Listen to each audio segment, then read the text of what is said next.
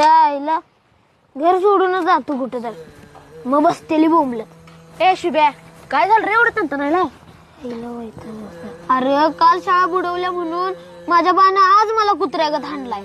अरे शुभ्या, तू धंदा असलं करतोस मग काय त्याने तुझ्या पाया पडावं? खरं तुझी आई काय तुला बोलल्या का? नाही, आई काय मला बोलली नाही, पण मागणं सगळं कारस्थान तीच रस्त्या चांगलंच माहित आहे रे मला.